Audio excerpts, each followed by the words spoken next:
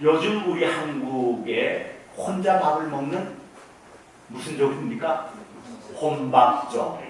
혼자 밥을 먹는 혼밥족. 이게 아주 극히 소수라면 이게 뭐 사회적인 그런 이슈가 안 되겠죠. 그런데 이 수가 많으니까, 이 수가 또 갈수록 늘어나니까 우리 한국에 이게 이슈가 된 거예요. 혼자 밥을 먹는 거. 근데 미국은 아직까지 이런 것이 무슨 이 사회적인 그런 어떤 그 문제나 어떤 그 생각해야 보아야 할 그런 문제로 아직은 대두가 되지 않았다고 봐요. 한국에 오직 이렇게 혼자 밥을 먹는 사람이 많으면 혼밥족이라는 이름이 생겼겠어요. 생각해 보십시오. 식당에 갔는데 혼자들 다 밥 먹어요.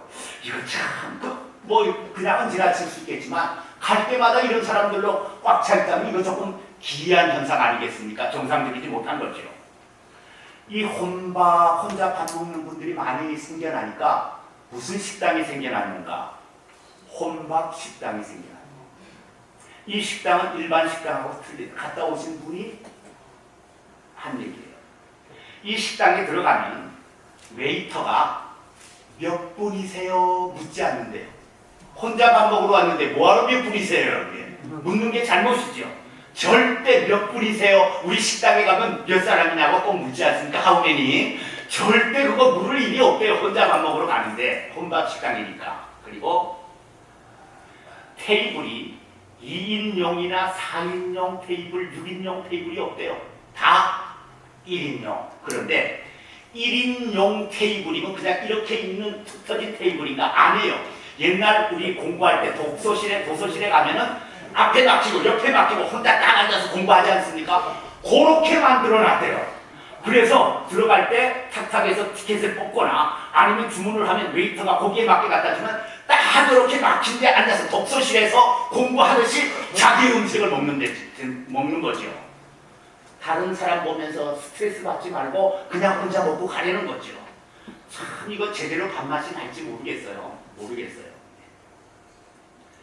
혼자 밥을 먹는 혼밥족뿐만 아니라 혼자서 술을 먹는 혼술족, 혼자서 영화 보는 혼영족, 혼자 가서 영화 보는 여행도 혼자서 떠나는 혼행족, 혼자 이렇게 여행을 떠난다는 거죠.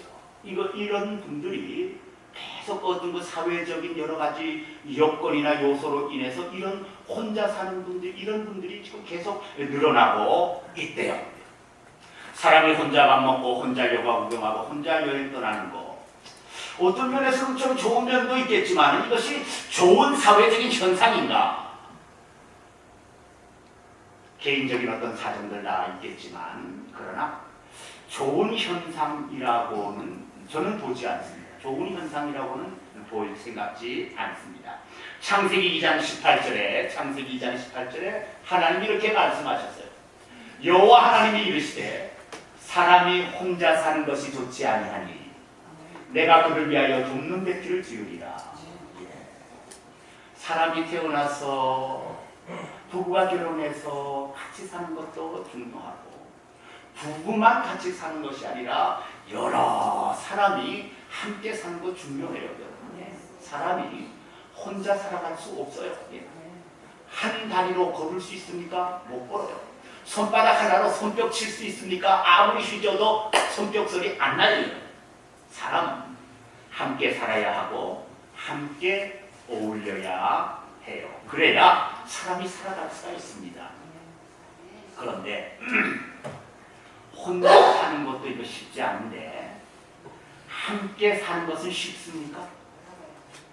혼자 사는 것도 어렵지만 함께 어울려 사는 것도 이게 쉬운 일이 아니에요, 여러분. 쉬운 일이 아닙니다. 함께 어울려 살면 좋은 점도 많죠, 여러분. 내가 도움을 필요할 때 도움을 얻고 내가 어려울 때 위로와 용기를 받게 되고 또 즐거움이 있으면 즐거움도 같이 나누고 슬픔이 있으면 슬픔도 같이 나누고 여러분 그래야 우리가 살아갈 수 있어요. 그런데 같이 살면 좋은 점도 있지만 또 안 좋은 점도 있습니다. 어떤 안 좋은 점이 있습니까? 혼자 있으면 싸울 일이 없어요. 혼자 사는데 싸울 일이 뭐 있어요? 같이 사니까 이게 싸우는 거 아닙니까? 혼자 살면 미워할 일이 없어요. 미울 사람이 없어요. 그런데 같이 살다 보니까 미운 사람이 생기지 않습니까? 혼자 있으면 욕심낼 일도 없는데 같이 살다 보면 더 가지고 싶어서 욕심내고, 혼자 살면 오해할 일도 없는데 같이 살다 보니까 생각지 않게 사람 사이에 오해가 생겨요. 사람은 혼자 살 수 없고 어울려 살아야 되는데, 그렇게 어울려 같이 살다 보면 또 안 좋은 일들도 일어나요. 사람만큼 반가운 존재도 없고 사람만큼 싫은 존재도 없어요. 경험이 많으시군요, 우리 홍 권사님. 사람만큼 기쁨을 주는 존재도 없고 아픔을 주는 존재도 없어요. 사람은 참 사람에게 기쁨을 줘요. 근데 아픔도 받아요. 사람만큼 희망을 주는 존재도 없고 사람만큼 실망을 주는 존재도 없어요. 기대했는데 지나보면 실망. 사람만큼 가까이 하고 싶은 존재도 없고 사람만큼 멀리 하고 싶은 존재도 없어요. 사람은 사람에게 희망도 기쁨도 도움도 주지만 실망도 아픔도 손해도 주는 것, 그것이 사람이에요. 사람은 희망도 주지만 실망도 준대, 사람은 기쁨도 주지만 아픔도 준대. 아유, 안 되겠네, 나 혼자 살아야 되겠네. 그래가지고 여러분 깊은 숲속에 혼자 들어가 살면 살 수 있습니까? 못 살죠. 못 살죠, 여러분. 저 적막한 사막에 여러분 가서 혼자 살면 살 수 있습니까? 못 살아요, 여러분. 그럼 지구를 떠나서 달에 가면 살 수 있습니까? 못 살아요. 절대 혼자는 살 수 없습니다. 함께 살아야 하는 것. 아픔을 주어도, 아픔을 주어도, 실망을 주어도, 손해를 주어도 같이 살아야 하는 것이 사람이에요. 같이 살아갈 때 중요한 것이 있어요. 사람은 이런 존재라는 것을 알고, 첫째는 참고 인내해야 돼. 어떻게 하겠어요? 그런데 저 사람이 그러면 나도 그런데, 저 사람이 실수하는 거 있으면 나도 실수하는데, 저 사람이 허물이 있으면 나도 똑같은 허물이 있는데, 저 사람이 거짓말해, 나도 종종 거짓말하는데 똑같은 인생인데 여러분, 이해하고 참고 또 견딜 수 있어야 돼요. 참고 있는 것마다 다 팡팡 이런 트위터로 누구처럼 터뜨려버리면 안 돼요, 여러분. 안 돼요. 참고 인내할 수 있어야 돼요. 참고 인내할 수 있어야 돼요. 그리고 사랑하고 양보하려고 노력해야 돼요. 사랑하고 완벽한 사랑, 완벽한 양보는 할 수 없겠죠, 인간이니까. 그러나 사랑하려고 노력하고 양보하려고 노력하고 그렇게 살아가는 것이 사람 사는 거예요, 여러분. 뭐 딴 거 아니에요, 여러분. 그리고 이해해 주려고 노력하고, 이해해 주려고. 얼마나 힘들면, 얼마나 아프면, 사랑한 것이 참 얼마나 어려웠으면 그렇게 서로 이해를 해주면서 살아가야 돼. 우리가 어떻게 살아가야 돼. 그리고 또 서로 협력하고 협조하고. 그러면 참 사람 사는 것이 서로가 부족해도 아름다운 곳이 되고, 서로가 부족해도 아름다운, 서로가 부족해도 기쁜 곳이 되고, 서로가 여러분 허물이 있어도 참 여러분이 즐거움이 넘치는 곳이 될 수가 있어요. 여러분. 될 수가 있습니다. 그러면서도 중요한 거 하나가 있습니다. 중요한 거 하나, 중요한 거 무엇입니까? 내가 누구를 바꾸려 말고 내가 먼저 변화되는 것. 내가 누구를 고치려고 달려들지 말고 내가 먼저 나를 고치는 것. 내가 누구를 바르게 만들려고 이렇게 하지 말고 여러분, 내가 먼저 바르게 되는 것. 내가 먼저 고쳐지고 내가 먼저 바뀌고 내가 먼저 바르게 되는 것. 우리 남편만 바뀌면 우리 집은 그렇지 않아요. 우리 부인만 바뀌면 우리 집은 그렇지 않아요, 여러분. 남편도 부인도 다 바뀌어야 됩니다. 남편도 부인도 다 고쳐줘야 돼요. 그래야 그 가정에 평화가 있고, 그래야 그 가정에 행복이 있지. 누구만, 요 자식, 요 녀석들만 천만해요, 천만해요. 내가 먼저 바뀌고 내가 먼저 뭐 고쳐줘야 되겠죠. 내 주위에 있는 이웃들이, 내 주위에 있는 다른 사람들이, 교회에 있는 교인 누구가 아니에요. 내가 먼저 바로 되고 내가 먼저 고쳐지고 내가 먼저 변화되면 되는 것이죠, 여러분. 나도 나를 바꾸지 못해서 실패한다. 나도 나를 바꾸지 못해서 실패하는데 아멘. 우리가 살다가 작심삼일 얼마나 주여. 아멘. 이거 안 해야지. 이렇게 살아야지. 작심삼일했다가 여러분 실패할 때 얼마나 작심했다가 실패할 때 얼마나 많습니까? 나도 나를 변화시키지 못하고 나도 나를 제대로 고치지 못하는데 내가 어떻게 남을 고치겠다고 달려듭니까? 이거는 여러분 이거 큰 이게 착각이죠. 착각이죠 여러분.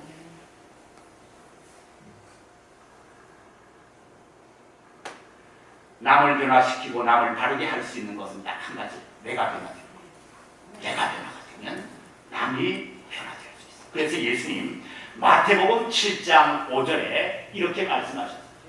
먼저 내 눈 속에서 들보를 빼라. 그 후에야 밝히보고 형제 눈 속에서 귀를 빼라. 무슨 말씀이에요? 네가 먼저 변해야 돼. 내가 먼저 변화해. 오늘 이 말씀은 어느 특정인에게만 하는 말씀입니까? 오늘 이 자리에 있는 우리 모두 오늘 예수를 믿는 모든 사람들에게 예수님이 말합니다. 너 먼저 발라줘야 된다. 너 먼저 고쳐줘야 된다. 너 먼저 깨끗해져야 된다. 너 먼저 진실해져야 된다. 너 먼저 거짓이 없어야 된다. 너 먼저 바른 말, 옳은 말을 해야 된다. 예수님 하시는 말씀이 바로 이런 말씀입니다. 우리는 이 세상 싫든 좋든 같이 살아요. 같이 살아요. 남을 바꾸려 하지 말고 내가 먼저 바뀌어. 어떻게 하면 내가 먼저 바뀝니까? 어떻게 하는 것이 내가 먼저 바뀝니까? 내가 먼저 선하고 착하게 살아야 돼. 내가 먼저 선하고 착하게 살아야. 오늘 읽은 성경 데살로니가전서 5장 21절로 22절에 범사에 헤아려 좋은 것을 취하고 선을 바라는 것입니다. 악은 어떤 모양이라도 버리라. 악은 어떤 것이라도 버리고 선한 것만을 취하라. 우리가 먼저 이 세상 같이 사는 이 세상에 서로 허물을 지고 사는 이 세상에서 남을 바꾸려 하지 말고 먼저 내가 선하고 착하게 여러분 살아야 돼요. 악이라고 생각하는 것은 우리가 바꿔야 해요. 신앙이 그것 아니겠습니까? 그렇게 살자고 여러분 예수 믿는 거 아니겠습니까? 예전처럼 악은 악대로 행하면서 예수 믿겠다고 하는 것은 이건 뭔가가 시작이 뭔가 이 뿌리가 잘못된 거 아니겠습니까? 아하, 예수 믿는 것은 무엇입니까? 선하게 사는 것이고 악은 행치 않는 것, 그것이 예수 믿는 것 아니겠습니까? 이건 여러분 누구나 어린이라도 다 아는 거 아니겠습니까? 선은 취하고 악은 버릴 수 있는 삶을 살아가는 것이 그리스도인입니다. 만약에 우리가 선하게 살지 못하고 악을 행하면서 살게 되면 어떤가? 오늘 하나님께서 48장에 이사야서 48장에 말씀하시기를 여호와께서 말씀하시되 악인에게는 평강이 없다. 아멘. 아멘. 내가 잘못하고 있는가 아닌가를 뭘로 보면 알 수 있습니까? 내가 선을 행하는가 악을 행하는가를 뭘 보면 알 수 있습니까? 내 마음이 평안한가 아닌가를 보면 알 수 있어요. 평안한가 아닌가를 보면 알 수 있어요. 내 마음에 기쁨이 있는가 없는가를 보면 알 수 있어요. 내 마음에 깨끗한 웃음이 있는가 없는가 보면 알 수 있어요. 내 마음에 참 어떤 일을 행하고 나서 내 마음에 즐거움이 있고 깨끗한 웃음이 나올 수 있다면 그 사람은 선을 행합니다. 그 사람은 진정한 선을 행합니다. 악을 행한 사람의 마음에는 절대 평안이 없어요. 그러나 선을 행한 사람의 마음에는 평온함이 있어요. 평온함이 있어요. 기쁨과 즐거움, 평강과 평안, 화목과 웃음이 넘칩니다. 이게 축복 아닙니까? 그 사람의 마음에 평강이 있다. 이거 축복 아닙니까? 산의 진미를 먹어도 수십억의 돈을 쌓아놓아도 마음에 평강이 없으면 그건 불행이죠. 축복이 아니죠, 여러분. 그러나 축복은 뭡니까? 삼시세끼 보잘것없는 것을 먹어도 가지고 있는 거 그거 없어도 그 마음에 참 여러분 호수 같은 평안이 있다면 호수 같은 평안이 있다면 푸른 평원과 같은 평안이 그의 마음에 있다면 그 사람이 복받은 사람, 그 사람이 행복한 사람 아니겠습니까? 우리가 선을 행하면 평안이 있고 선을 행하면 하나님 그 사람을 축복해 주시는 분이 하나님이세요. 우리가 선을 행하면 가정에 축복이 있어요. 자녀들에게 축복이 있어요. 하늘에 축복이 있어요. 건강에 축복받아요. 그리고 기도에도 축복을 받아. 기도에도 축복을 받아. 손을 행하고 하나님 앞에 기도하는데 하나님이 그 사람의 기도 안 들으시겠습니까? 안 들을 수가 없는 거죠. 안 들을 수가 없는 거죠. 선을 행하면 축복받고 악을 행하면 축복을 받지 못해요. 그래서 잠언서 3장 33절에 악인의 집에는 여호와의 저주가 있거니와 의인의 집에는 복이 있느니라. 하나님의 말씀이에요. 하나님의 말씀입니다. 두 번째로 우리가 선하게 살려면 그리고 착하게 사는 거 중요하고 또 우리가 같이 사는 세상에서 또 중요한 것은 무엇입니까? 선하고 착한 거하고 바르게 사는 거하고는 차이가 있어요. 선하고 착하게 사는 거하고 여러분 바르게 사는 거하고는 차이가 있어요. 바르게 사는 것은 무엇인가? 법과 질서를 지키는 거죠. 윤리와 도덕을 지키는 거죠. 하나님의 말씀을 지키는 거죠. 아니라 하는 거예요. 바르지 못한 것은 행하면 안 되는 것이죠. 그러니까 우리가 착하고 선하게 마음을 쓰면서 살고 그리고 여러분 우리가 바로 사는 것도 이거 중요합니다.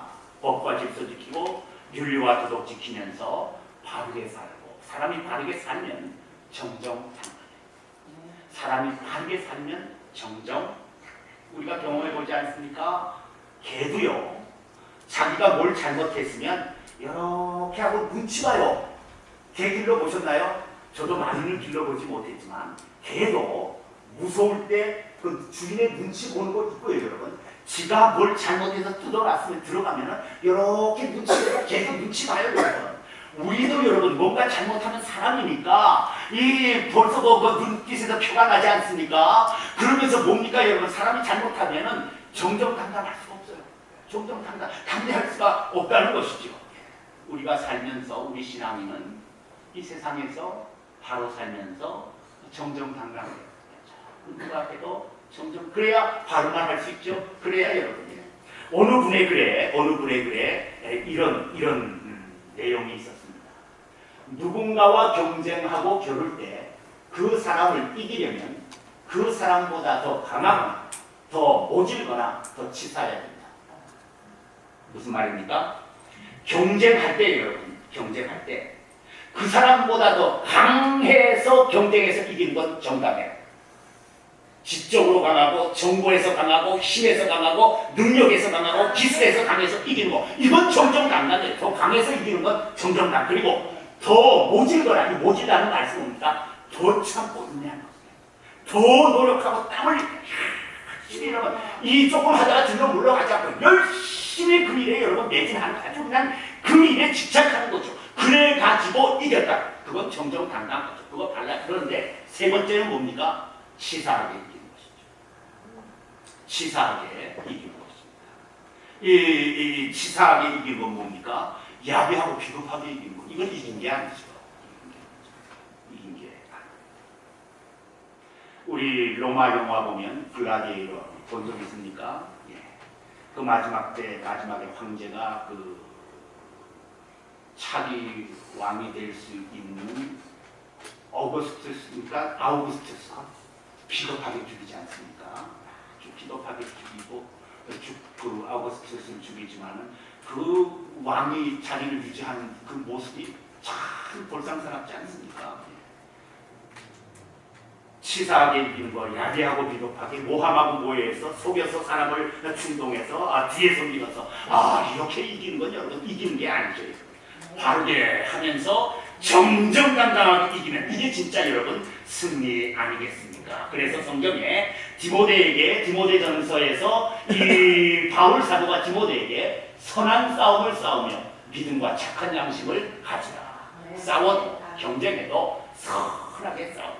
선하게 바른 것 가지고 바른 방법으로 바른 수단으로 정확하게 선하게 싸우려는 거예요. 그래야 그것이 이긴 것이지 야비한 방법을 써서 법머슬을 써서 여러분 악한 방법을 써서 그리스도인이 이겼다. 그것은 이긴 것이 아니죠.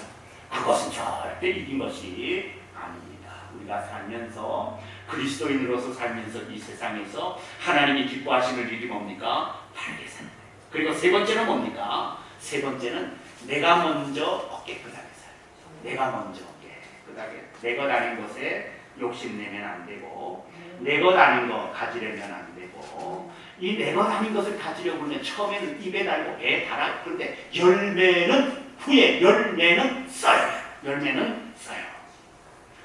사랑하는 여러분들에게 하루 세끼 먹을 양식 있지 않습니까? 하루 세끼 먹을 양식 있고 편안히 잠자고 쉴 곳 있지 않습니까? 그리고 이것저것 불편 없이 살 수 있지 않습니까? 그 전쟁터를 피해서 난민하는 저 아프리카의 가난을 피해서 지중해로 피하는 그 사람들 뭐 가지고 있어요? 보트 타고 그 지중해를 건너서 수많은 사람 몇천 명씩 죽고 간신히 구원을 받아서 구조를 받아서 그 유럽 땅에 내리는 그 사람들 보면 뭐 가지고 있어요? 빈손이에요. 빈손이에요. 오늘 우리는 삼시세끼 먹을 거 있고 편안하게 따뜻하게 잘 곳 있고 그리고 이것저것 불편한 거 없이 다 여러분 가지고 있고 욕심내면서 살면 안 돼요. 여러분. 가지고 있는 것으로 만족하고 하나님 앞에 감사하면서 사셔야 돼요. 그래서 바울 사도는 디모데에게 뭐라고 말씀했습니까? 디모데전서 6장 7절로 8절에 우리가 세상에 아무것도 가지고 온 것이 없으니 또한 아무것도 가지고 가지 못하니 우리가 먹을 것과 입을 것이 있은 줄 족한 줄 알고 감사할지니라. 감사하세요. 못 벌었다고 수입이 줄었다고 사는 형편이 예전보다 좀 못하다고 불평하지 말아요. 그래도 하나님 감사합니다. 그래도 하나님 감사합니다. 어려울 때일수록 하나님 앞에 감사하면 하나님은 더 큰 축복을 주세요. 잘 살 때 감사, 하나님 그러냐? 그러나 어려울 때, 쪼들릴 때, 힘들 때, 참 고통스러울 때 그래도 하나님 감사합니다. 근데 하나님은 그에게 더 큰 축복을 주시는 분이 우리 하나님이세요. 지난주 화요일부터 미국에 뭐가 시작됐습니까? 예. 야구를 좋아하시는 분들은 아마 아시고 휴스턴 애스트로스하고 LA 다저스하고 이 야구 이게 얼마나 여러분이 150게임을 치르고 나서 결승전에 올라가요. 이게 보통 힘든 일입니까? 이번에 월드 시리즈에 휴스턴 애스트로스하고 LA 다저스가 격돌을 했는데요. 1차전이 지난 화요일 날 있었습니다. 1차전. 저는 LA에 살아서 그런지 마음이 다저스 편에 가 있는 거죠. 다저스 편에 가 있는 거죠. 그래서 그것을 보았어요. 그거 보았습니다. 1대1로 팽이 맞서 1대1로 5회전까지 그러다가 6회에 LA의 다저스 선수 터너가 있어요. 수염이 이렇게 터너가 투런 홈런을 쳤어요. 1대1로 팽팽히 맞서가다가 이 터너가 투런 홈런을 쳤는데 볼이 딱 하고 맞는 순간 야구장에 가보면 알아요. 그 느낌이 어떤 건지 알아요. 딱 하고 맞는 순간에 사람들이 조용해져요. 조용해지면서 사람들이 서서히 일어나면서 와! 하고 함성을 치는데 서서히 일어나면서 거기에 53,000명이 모였어요. 야구장에. 여기에서 보면 저쪽 끝에 아마 사람의 머리가 콩알처럼 보여요. 쫙 앉았던 사람들이 쫙 일어나면서 공원이 이제 날아가는 거죠. 쫙 보다가 홈런이 될 때 53,000명이 순식간에 한순간에 와! 하고 소리를 치는데요. 그러면서 막 뛰는 거죠. 뛰는 건데 그 야구장이 떠나갈 정도로 야구장이 무너져 내려앉을 정도로 와! 하고 소리 치는데 저는 그 느낌을 압니다. 가서 저도 소리 질러 왔으니까 LA 있을 때 질러 왔으니까 그래가지고 3대1로 역전하는데 그 투런 홈런을 쳤을 때 그 53,000명이 지르는 그 감격의 함성소리 와 TV로 보는데도요 와 이렇게 그냥 몸에 전율처럼 다가오는 거 있지 않습니까? 감격처럼 이렇게 다가와요. 그 53,000명이 펄펄 뛰어 전부가 다 펄펄 뛰어 뛰면서 그냥 좋아가지고 야구의 운동 경기에 이겨서 터져나오는 기쁨의 함성소리, 감동과 감격이 있고, 음악에서 들려나오는 웅장한 합창소리, 감격과 감동이 있어요. 전쟁에서 이긴 군인들과 그 백성들이 지르는 승리의 함성소리, 감격과 감동이 있어요. 우리에게 또 하나의 함성소리가 있어요. 오늘 저와 여러분들에게 또 하나의 함성소리가 있어요. 무슨 함성소리입니까? 기도의 함성소리. 사랑하는 여러분들에게, 사랑하는 여러분들의 가정에 기도의 함성소리 있어요. 부부가 지르는 기도의 함성소리 있어요. 가족이 지르는 기도의 함성소리 있어요. 오늘 우리 한인장로교회에 기도의 함성소리 있어요. 우리 한인장로교회에 기도의 함성, 누가 혼자 질러서 기도의 함성소리 있어요. 오늘 사도행전 4장에 무슨 소리가 기록되어 있습니까? 기도의 함성소리가 기록되어 있어요. 핍박을 받아요. 박해를 받아요. 생명의 위협을 받아요. 두려움이 다가와요. 두려움이 바로 이 앞에 있어요. 여러분. 모함과 음모가 여러분 밖에 나가면 엄청나요. 이럴 때 예루살렘 성도들은 뭐 했습니까? 숨죽이고 있었나요? 웅크리고 있었나요? 골방에 내려가 숨어 있었나요? 아니면 침묵하고 있었나요? 예루살렘 성도들은 하나님 앞에 간절히 기도. 어떻게 기도했습니까? 4장 24절에 그들이 듣고 한 마음으로 하나님께 소리 높여 이르되, 기도의 함성소리가, 기도의 함성소리가 그 어려움과 핍박 속에서 터져나왔어요. 그들의 기도의 함성소리가 터져나오니까 무슨 일이 있습니까? 땅이 진동하는 일이 있었어요. 땅이 진동한다는 건 무엇입니까? 하나님께서 들으셨다는 것이죠. 하나님께서 너희가 그렇게 함성으로 기도하고 떨면서 기도하는 거 내가 너희처럼 들었다는 말씀이에요. 내가 너희처럼 들었다는 말씀이고, 그 다음에 성령 충만한 역사가 그들에게 있었습니다. 무슨 뜻입니까? 성령 충만한 역사가 있었다는 것은 내가 너희와 함께 하신다는 것이죠. 그리고 너희가 기도한 그대로 내가 들어서 응답해 주겠다는 하나님의 응답의 역사가 성령 충만한 역사 아닙니까? 함성의 기도를 하니까 땅이 진동하고, 함성의 기도를 하니까 성령의 충만한 역사가 일어나고, 함성의 기도를 하니까 그 다음 32절에 보면 온 교인들의 마음이 하나가 되고, 그리고 온 교인들의 마음이 하나가 되면서 교회가 부흥하는 역사가 일어나는 것을 볼 수가 있습니다. 미스바에서 사무엘 선지자가 이스라엘 백성들을 모았을 때 이스라엘 백성들이 하나님 앞에 회개하면서 함성을 지르면서 하나님 앞에 구원을 요청합니다. 그때 하나님께서 어떻게 합니까? 이스라엘 백성들을 블레셋 사람들 손에서 구원해주는 놀라운 사실을 볼 수가 있습니다. 모든 기도는 축복으로 이어져요. 믿으셔야 돼요. 모든 기도는 축복으로 이어져요. 사랑하는 여러분들이 하나님 앞에 드리는 기도는 다 축복으로 이어져요.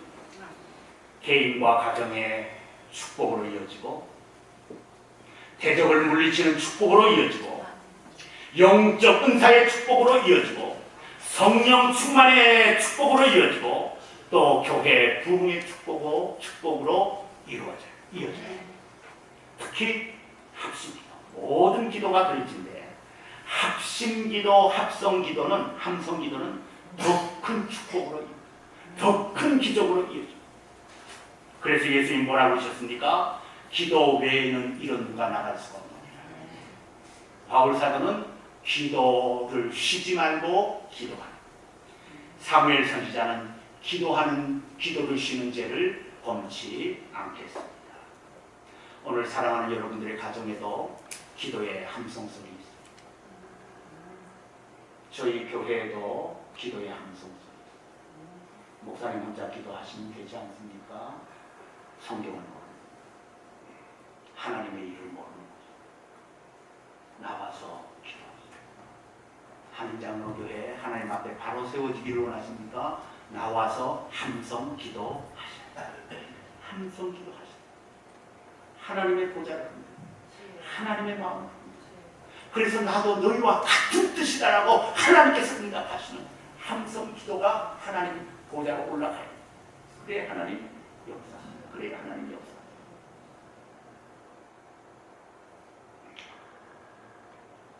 자포자기라는 말 조금 이따 보여주십시오. 예, 조금 이따 보여주십시오. 자포자기 무슨 뜻입니까? 절망해서 자기를 포기한 거 자포자기. 낙심해서 자신감을 잃고 모든 것을 포기해버리는 거 자포자기. 그런데 어떤 분이 이 자포자기를 재미있게 풀이했어요. 아마 여러분들 가운데 봅니다. 자포자기가 뭔가? 자기가 해야 할 것은 포기하고 자기가 안 해서는 안 될 것은 길을 쓰고 하는 거. 이해가 되세요? 네. 이렇게 자기가 해야 할 것은 포기하고 자기가 해서는 안 될 것은 길을 쓰고 하는 거. 이게 자포자기예요. 저는 이걸 기도에 연결을 시켜보았습니다. 기도, 신앙인이 꼭 해야 돼요. 신앙인이 꼭 해야 돼요. 기도, 신앙인이 길을 쓰고 해야 돼요. 길을 쓰고 해야 돼요. 길을 쓰고 해야 돼요. 내 삶을 무엇으로 세울 것입니까? 돈 많이 벌어서요? 그럴 수도 있겠죠. 그러나 하나님 앞에 기도, 경건한 기도, 간절한 기도, 순수한 기도, 진실한 기도로 하나님 앞에 내 삶을 세우셔야 돼요. 내 가정 무엇으로 세울 겁니까? 기도의 함성으로 여러분 세워나가야 돼요. 우리 한인장로교회 무엇으로 세울 겁니까? 길을 쓰고 하는 기도로 세워나가야 돼요. 길을 쓰고 하는 기도로 세워나가야 돼요. 나 혼자 기 써서 되나요? 아니에요. 초대교회, 예루살렘교회 성도들이 합심으로 함성으로 기도한 것처럼 길을 쓰고 함성으로 하나님 앞에 기도해야 돼. 이럴 때 하나님의 역사가 꼭 일어납니다. 하나님을 믿고 신뢰하는 사람은 꼭 기도하고 열심히 기도해요. 하나님을 믿고 신뢰하는 사람은 꼭 기도하고 열심히 기도해요. 하나님을 기뻐하는 사람은 꼭 기도하고 열심히 기도해요. 하나님의 뜻을 구하고 하나님의 영광을 구하고 하나님의 나라와 의를 먼저 구하는 사람은 꼭 하나님 앞에 나와 기도하고 그리고 열심히 여러분 기도해요. 2018년도 다가왔어요. 2달 남았죠. 저는 목회자로서 내년에는 이렇게 했으면 좋겠다 생각해 보았습니다. 신앙 열심, 선교 열심. 더 신앙에 열심 내고 더 선교에 열심 내는 우리 교회 생각해 보았어요. 그래서 예배에 열심 내고 예배 열심 내셔야 돼요. 예배 열심 내고 성경에 열심 내야 돼요. 성경 공부하고 성경 공부지 공부하고 성경 통독하고 성경에 열심 내야 돼요. 이렇게. 그 다음에 기도 열심 하셔야 돼요. 기도 열심 하셔야 돼요. 새벽 기도, 금요 기도, 특별 기도 하셔야 돼요.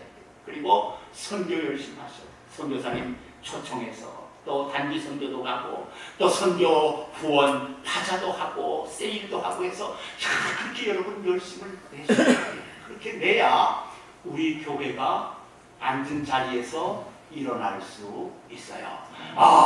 교회가 왜 안 일어납니까? 당신은 뭐 하십니까? 같이